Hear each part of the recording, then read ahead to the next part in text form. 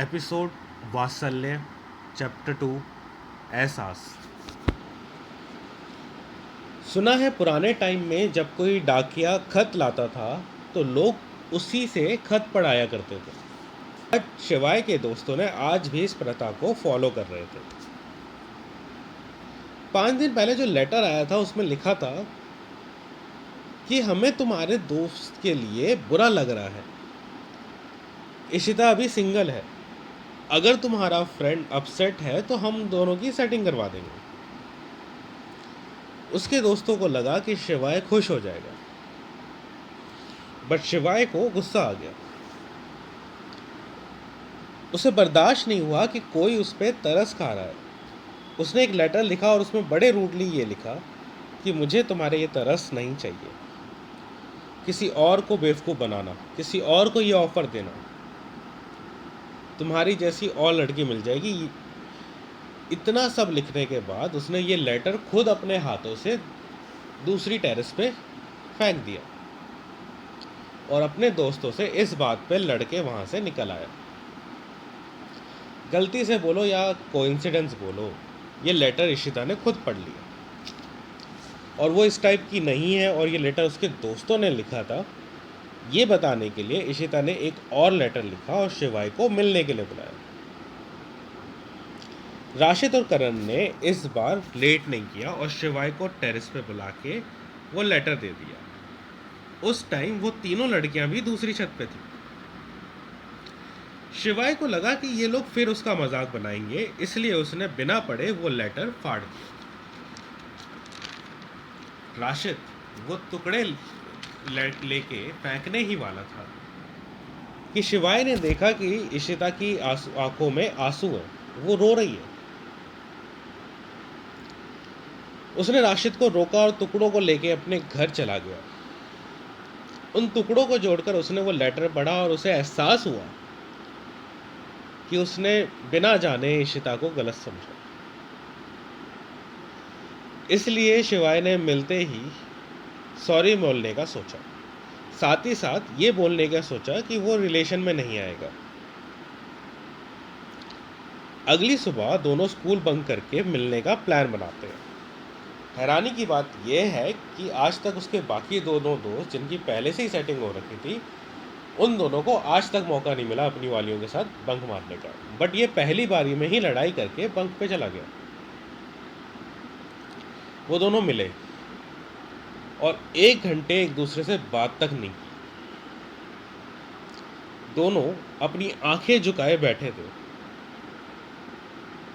फिर शिवाय ने बात शुरू करी और बोला, देखो सॉरी, मुझे लगा तुमने लिखा है इसलिए बोल दिया। इशिता ने कहा कोई बात नहीं, मैं समझ सकती हूँ। शिवाय ने कहा यार, मैं अपने दोस्तों की तरह रिलेशन में नहीं आना चाहता। मैं तुम्हें अपनी गर्लफ्रेंड नहीं बना पाऊँगा, बट अगर तुम चाहो तो हम दोस्त रहते हैं और हमेशा दोस्त रहेंगे। इशिता ने सर हिला के हाँ का इशारा किया। धीरे धीरे दोनों एक दूसरे को जानने लगे और इशिता ने अपने घर के बारे में बताना शुरू किया। इशिता उसके स्टेप फादर के साथ रहती थी। हाँ, मॉम भी थी, बट वो अपनी दूसरी बेटी होती थी। उसके पहले फादर से इशिता को एक छोटा भाई भी था। इशिता का स्टेप फादर हमेशा इशिता और उसके भाई को किसी ना किसी वजह से मारता पीटता रहता था, और वो भी गर्म रॉड से या लोहे की रॉड से। इशिता ने वो सारे निशान जो उसके फादर ने, उसके स्टेप फादर ने उसको दिए थे, वो सारे निशान शिवाय को दिखाए। शिवाय को अपनी बातों पे और गिल्ट होने लगा और उसने इशिता को प्रॉमिस कर दिया कि वो हर चीज़ में इशिता का सपोर्ट करेगा। वो कहते हैं ना कभी कि कई सालों का रिलेशन, कई सालों का रिश्ता आपको चोट देने लगता है, लेकिन कुछ अनजान रिश्ते, कुछ अनजान लोग उन चोटों पे मरहम लगाने का काम कर रहे होते हैं।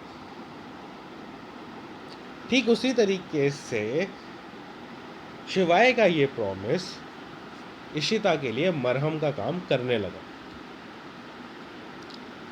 इशिता जब घर गई तो उसने सबसे पहले एक लेटर लिखा और थैंक यू बोला शिवाय को कि आज से पहले उसके साथ ये कभी नहीं हुआ और किसी ने उससे इतना बड़ा प्रॉमिस नहीं किया कि वो साथ देगा। अनफॉर्चुनेटली उसी रात को इशिता के स्टेपफादर ने फिर से उसे मारा और इस बार गरम लोहे की रॉड से।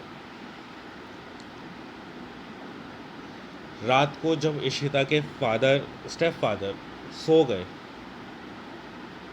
तब उसने एक लेटर लिखा शिवाय को और कहा कि मुझे तुमसे मिलना है। किस्मत से शिवाय राशिद के घर पे ही था। उसने लेटर पढ़ा और रात के अराउंड 1 बजे उसकी टेरेस पे जाके दवाइयाँ लेके पहुंच गया। उसे किसी ना किसी तरीके से इशारे से उसको वापस छत पे बुला लिया।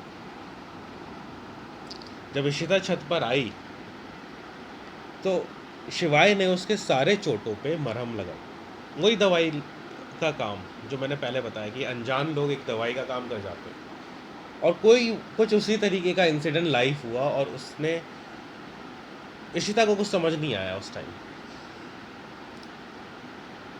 इशिता हैरान थी। उसने सोचा कि शिवाय प्यार करता है इसलिए आ गया, बट शिवाय बिना कुछ बोले सिर्फ दवाई लगा के वहां से चला गया। उसे कुछ समझ नहीं आया। अगले दिन उसने सोचा कि मिल के पूछूं। अगले दिन शिवाय की तबीयत ठीक नहीं तो वो घर से बाहर नहीं निकला। बहन थी प्रीति, तो इशिता ने चुपचाप बिना किसी को कुछ बताए, दोस्तों को ना शिवाय को, प्रीति से चुपचाप दोस्ती करी। 3 दिन हो गए जब शिवाय की तबीयत ठीक नहीं हुई और शिवाय बाहर नहीं निकला तो इशिता ने फाइनली डिसाइड किया कि प्रीति की हेल्प से वो शिवाय से मिलेगी और वही किया। प्रीति की हेल्प लेके इशिता शिवाय इशिता को देख के शॉक हो गया और कुछ बहाना मार के प्रीति को ये बोल दिया कि सामान ले आ। इशिता ने जब देखा कि प्रीति जा चुकी है उसने शिवाय को गले लगाया और इशिता के सारे इमोशन बाहर आ गए और वो रोने लगी। शिवाय को समझ आ गया था कि इशिता प्यार करने लगी है और शायद इशिता भी समझ गई थी कि यही उसका प्यार है। वो उसे समझाने के लिए कि वो रिलेशन में नहीं आ सकता ये बताने ही वाला था कि इतनी देर में प्रीति वापस आ गई। शिवाय अगले दिन उसे समझाने के लिए उससे मिलने को बुलाया। अगेन दोनों ने बंक मारा और इस बार शिवाय उसको कुछ बोलने ही वाला था कि इशिता ने उसके होंठ चूमकर उसे चुप करवा दिया। इशिता ने उसे आई लव यू बोला और वो जाकिर खान की स्टाइल में बोलूं तो कि वैसे तो लौंडा सख्त था बट यहाँ पे गल गया। क्या शिवाय ने उसके प्रपोजल का रिस्पॉन्स दिया? हाँ दिया। क्या जवाब हाँ था? नहीं। शिवाय ने उसका प्रपोजल रिजेक्ट कर दिया। फिर क्या हुआ रिजेक्ट होने के बाद? और इतनी फिक्र होने के बाद भी रिजेक्ट कैसे कर दिया, ये तो अब अगले चैप्टर में पता चलेगा। तब तक के लिए thank you so much listeners. Please share and subscribe if you like it और मेरी अगले चैप्टर का वेट करें।